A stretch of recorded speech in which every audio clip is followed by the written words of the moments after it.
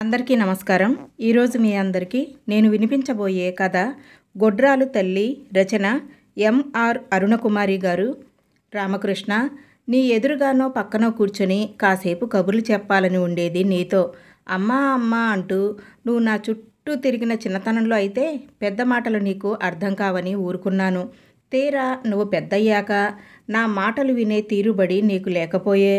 నీ చదువు, ఉద్యోగవేట, ఉద్యోగము, పెళ్ళి, నీ ప్రపంచమే వేరైపోయింది కదా. వయసులో ఉన్న బిడ్డలకి మంచి చెడు చెప్పాల్సింది అమ్మే కదా.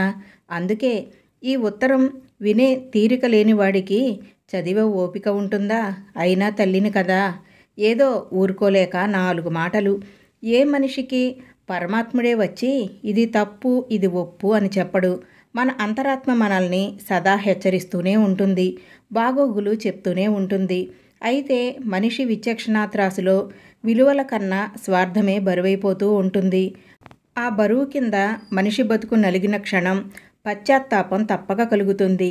అది దావాగ్నిలా దహించక మానదు. రామకృష్ణ, ఒక పల్లెటూరులో వీధిబడిలో వానాకాలం చదువు చదివిన నాకు రామాయణం, భారతాలు తప్ప ఇంకేమీ తెలియదు. రేణుకమ్మ, ఎల్లమ్మ కథలు కూడా చెప్పేవారు. రేణుకమ్మ జాతరలో చేసిన వాళ్ళు స్వర్గానికి, చూసిన వాళ్ళు నరకానికి అన్నట్లుగా పాపం రేణుక ఏ తప్పు చేయకపోయినా మనసులో పాపపు ఆలోచన కలిగినా అది కూడా భర్తతోనే. పాతివ్రత్యం కోల్పోయి ఇసుకకుండా చేయలేకపోవటం, తల్లి తల నరకమని కొడుకులని భర్త ఆదేశించటం, కాదన్న కొడుకులని చంపటం, తండ్రి ఆజ్ఞను పాటించిన చిన్న కొడుకు తల్లి తల నరకటం, తండ్రి సంతోషపడి ఏదైనా కోరుకోమంటే తల్లిని అన్నలను బతికించుకోవటం. పరశురాముడు గొప్పగా మంచిగా అనిపించేవాడు నాకు. న్యాయం, ధర్మం ఉంటే ఎంతటి వాళ్ళనైనా ఎదిరించవచ్చన్న ధైర్యాన్ని పాండవులకు కలిగించి కురుక్షేత్ర యుద్ధంలో గెలిపించిన కృష్ణుడు అన్నా ఇష్టం. అందుకే ఎంతో ప్రేమగా నీకు రామకృష్ణ అని పేరు పెట్టాలని మీ నాయనమ్మను కోరాను. రామకృష్ణ, నేను సమర్థాడిన 3 నెలలకే నన్ను మీ నాయనకి ఇచ్చి పెళ్లి చేశారు. నాకప్పుడు 14 ఏళ్ళు. మీ నాయనకి 20 దాటింది. పెళ్ళైన 4 ఏళ్లకి కానీ నువ్వు పుట్టలేదు. ఈ 4 ఏళ్లలో ఇంట్లో వాళ్ళు, వీధిలో వాళ్ళు, బంధువులు, తెలిసిన వాళ్ళు అందరూ నాకు గొడ్రాలు అని ఒక దేవముద్ర వేసేసి నరకయాతన పెట్టారు. పాపం మీ నాయనమ్మ నా చేత గుడులు, గోపురాలు, చెట్టు పుట్ట తిప్పించి పూజలు, వ్రతాలు, నోములు, ఉపవాసాలు చేయించేది. వీటన్నిటితో నిరసించిపోయిన నన్ను చూసి మీ నాయన రాత్రిళ్ళు ఇంట్లో ఉండేవాడు కాదు.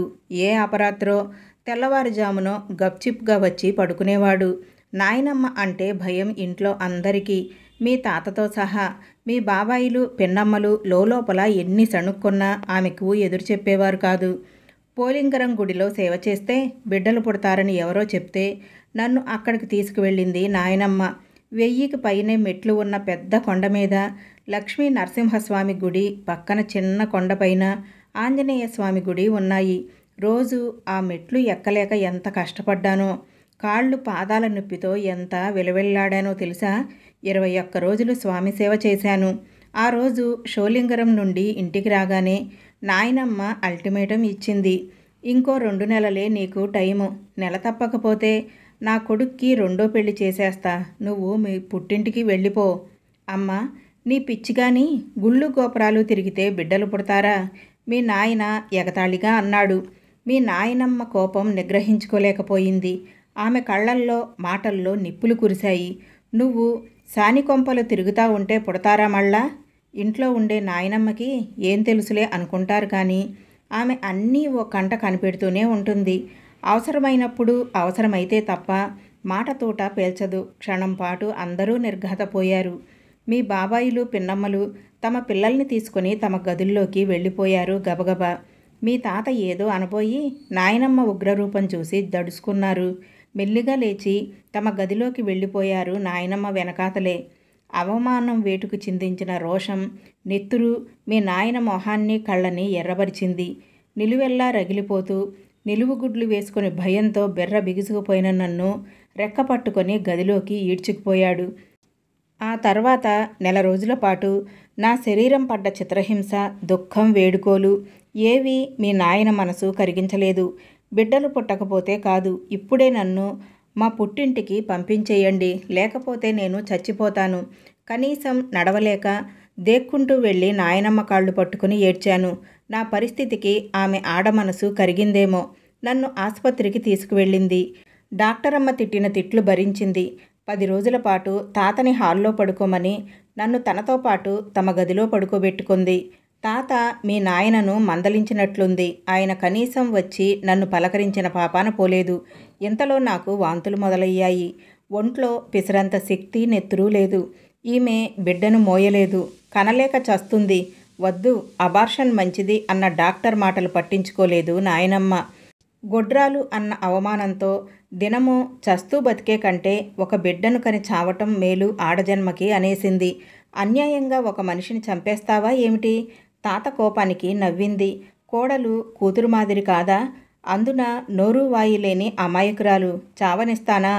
ఇది బిడ్డను ఎత్తుకొని నలుగురిలో గర్వంగా తిరిగే మాదిరి చేయనా అంటూ నెల తప్పిన నాటి నుండి నువ్వు పుట్టేదాకా నన్ను బెడ్ రెస్ట్లో ఉంచి కంటికి రెప్పలా చూసుకుంది. ఒక రకంగా సేవ చేసిందనుకో.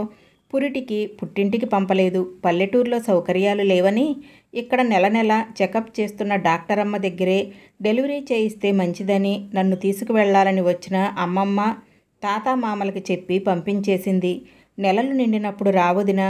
ఇక్కడ మేము ఎంత చేసినా తల్లి దగ్గర ఉంటే కూతురికి సంతోషం ధైర్యం కదా అంది మా అమ్మతో.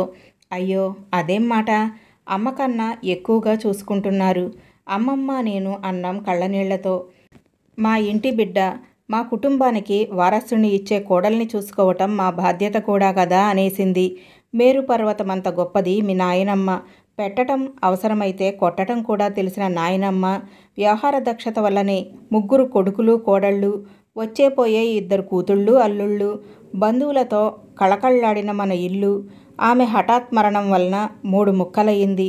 బాత్రూంలో కాలు జారి పడటం, తల కొళాయికి తగిలి కణత దగ్గర దెబ్బ తగిలి ఆమె పోకడకి కారణమైంది.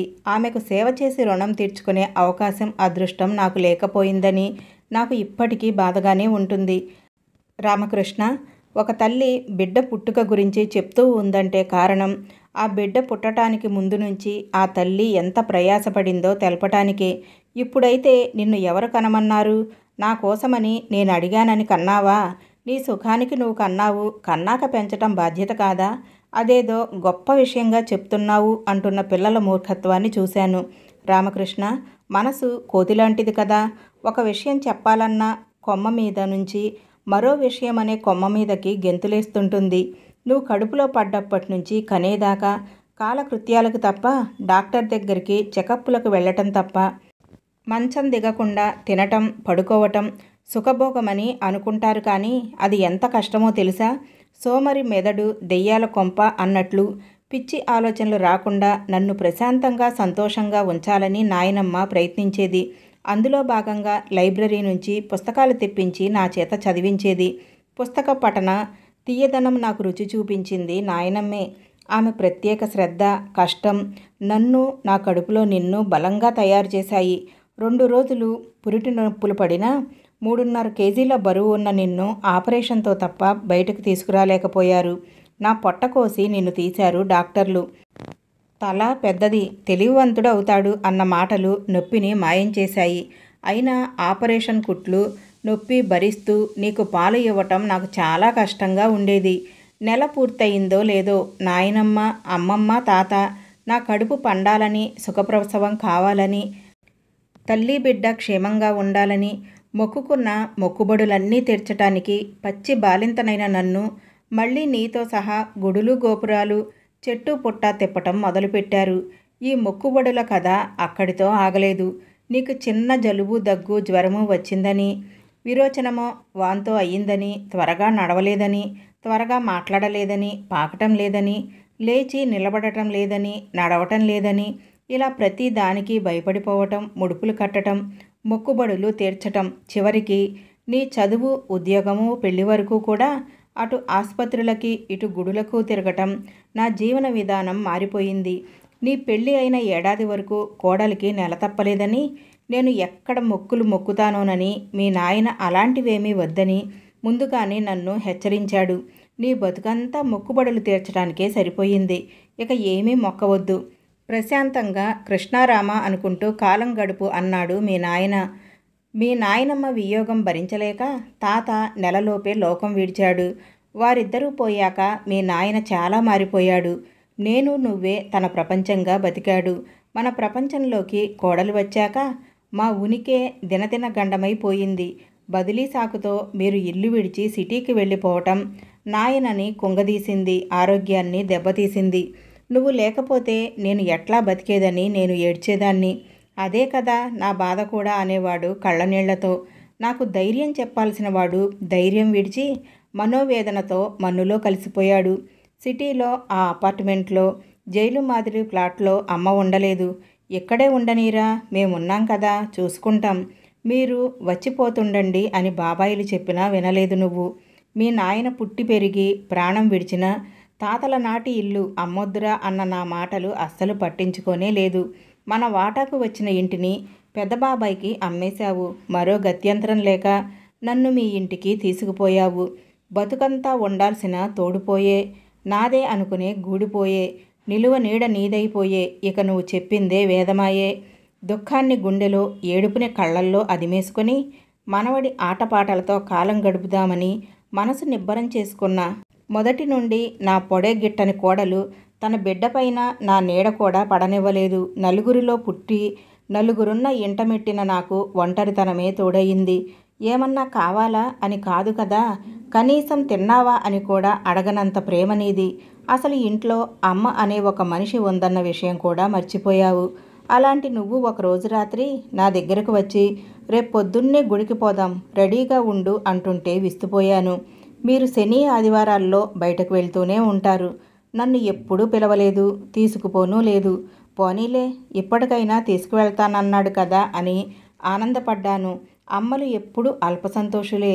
బిడ్డలు ఎన్ని తప్పులు చేసినా అమ్మ అనగానే కరిగిపోయి క్షమించేస్తారు కదా.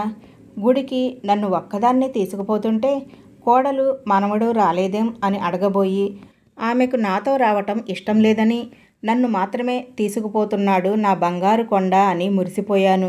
కారులో చాలా దూరం వెళ్ళాక ఒక గుడి ముందు ఆపావు. గుడిలో దేవుని దర్శనం అయ్యాక ఎవరో ప్రవచనం చెప్తుంటే ఆ మండపంలో కూర్చున్నాం.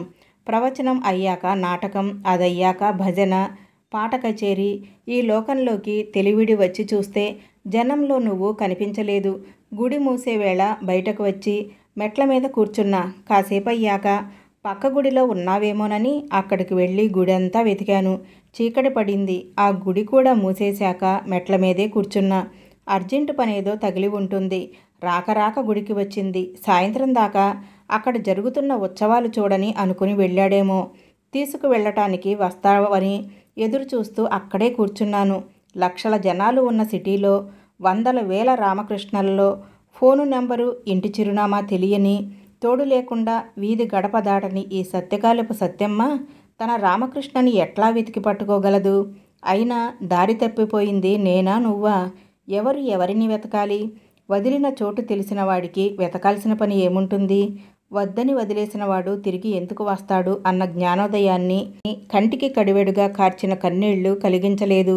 ఆ కన్నీళ్లు తుడిచి ధైర్యం చెప్పిన సుందరమ్మ మాటలు కలిగించాయి. కొత్త బిచ్చగాళ్లకి ఇక్కడ చోటు లేదంటున్న మిగతా బిచ్చగాళ్లకు నచ్చజెప్పి నన్ను తన పక్కనే కూర్చోబెట్టుకుంది. ఎంత బతుకు బతికి ఇంటి వెనక చచ్చినట్లు నాకీ రాత రాశావా దేవుడా? నేనంతా పాపం ఏం చేశాను అని కుములుతున్న నన్ను ఓదార్చింది. ఇంటికో పొయ్యి, మనిషికో నుయ్యి ఉంటుంది. మనిషి అన్నాక అన్నీ అనుభవించాలా, ఓర్చుకోవాలా, కాలంతో పోతా ఉండాలా, ఈ కాలంలోనే కలిసిపోవాలా. సుందరమ్మ కాచి వడపోసిన జీవిత సారాన్ని నాకు తాగించింది. నిజమే కదా, ఎక్కడ పుట్టాను, ఎక్కడ మెట్టాను, ఇక్కడ మట్టిలో కలవబోతున్నాను. గుంత పూడ్చటానికి ఇక్కడున్న నలుగురి గుప్పిళ్ళు మట్టి చాలదా? మట్టి వేసే గుప్పిళ్లలో ప్రవహించే రక్తం అయిన వాళ్ళదా పరాయి వాళ్ళదా అనే శవం చూస్తుందా, బాధపడుతుందా? ఒక నిర్లిప్త నిర్విచార స్థితిలో నిర్విరామంగా నిరాసక్తంగా కాలం దొర్లుతోంది. చావు పిలుపు కోసం ఎదురుచూపు తప్ప మరేమీ తలుపుకురాని స్థితిలో ఉన్న నేను ఒక్కసారిగా ఉలికిపడ్డాను. ఇక్కడే నేను మొక్కుకుంది. శుక్రవారం విల్లా గృహప్రవేశం అవగానే వద్దాం. మొక్కుబడి తీర్చాలి కదా. పెద్ద ఇల్లు కట్టుకోవాలన్న మీ కోరిక తీరిన ఆనందం నీ మాటల్లో పొంగుతుంటే మిమ్మల్ని చూసిన సంతోషం నా కళ్ళల్లో వరద గోదారిలా పొంగుతోంది. అకాల వృద్ధాప్యంతో కుంగిపోయిన నన్ను మీరు గుర్తించలేదు. అయినా కావాలని మర్చిపోయిన వాళ్ళని, వదిలేసిన వాళ్ళని, వదిలించుకున్న వాళ్ళని గుర్తుపెట్టుకోవటం సాధ్యమేనా? శుష్కహాసం మెరిసింది నా పెదవులపైన. రామకృష్ణ, మొక్కుబడి తీర్చుకోవటానికి మీరు తప్పక వస్తారు. అప్పుడు అక్షరం అక్షరం కూడబలుక్కుంటూ ఎప్పుడో మరిచిన రాతని, కష్టపడి రాసిన ఈ జాబు, ఇన్నాళ్ళు నా దగ్గర పోగైన డబ్బు నీకివ్వమని సుందరమ్మకి చెప్పాను. ఈ డబ్బుతో మీరు కొత్త బట్టలు కొనుక్కోండి. ఈ జాబు నువ్వు చదివే సమయానికి నేను ఈ ఊరు వదులుతానో, లోకమే విడుస్తానో దైవేచ్ఛ. నిండు నూరేళ్లు మీరు చల్లగా ఉండాలని దీవిస్తూ, వచ్చే జన్మలో బిడ్డలు లేని గొడ్రాలుగా పుట్టించమని ఆ దేవదేవుడిని వేడుకుంటూ, ఓ బిడ్డలున్న గొడ్రాలు. ఈ కథ ఇక్కడితో సమాప్తం. ఈ కథ విన్నారు కదా. ఈ కథలో ఒక తల్లి పడే ఆవేదన స్పష్టంగా తెలుస్తుంది. పిల్లలు లేనంతకాలం పిల్లలు లేరని ఆమె ఎన్నో నిందలు భరిస్తుంది. గొడ్రాలు అనే అపవాదును కూడా మోస్తుందన్నమాట. తన ఒంట్లో శక్తి లేకపోయినా అతి కష్టం మీద బిడ్డను కంటుందన్నమాట. చిన్న వయసు, అన్ని కష్టాలను ఓర్చుకొని సంతోషంగా ఆ బిడ్డను అపురూపంగా చూసుకుంటుంది. ఆ బిడ్డకి ఏ చిన్న నలత కలిగినా సరే ఎన్నో మొక్కులు మొక్కుకుంటుందన్నమాట. పెద్దవాడైన తర్వాత అతను పెళ్లి చేసుకుని భార్యతో ఉంటాడు. కన్న తల్లిని నిరాదరణగా చూస్తాడనమాట. చివరికి అస్సలు పట్టించుకోడు.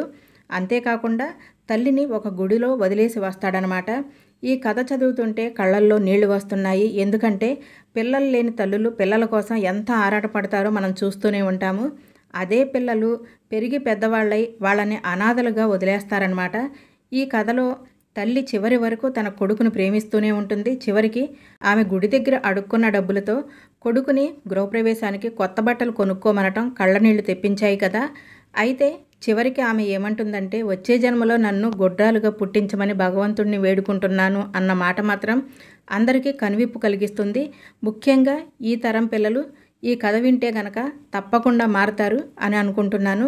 ఇంత చక్కటి కథను రచించిన వారు ఎంఆర్ అరుణకుమారి గారు. వారికి నా నమస్కారములు. ఈ కథ కనుక మీకు నచ్చితే తప్పకుండా కామెంట్ సెక్షన్లో చెప్పండి. నా ఛానల్ కనుక మీకు నచ్చితే లైక్ చేయండి, షేర్ చేయండి, సబ్స్క్రైబ్ చేసుకోండి.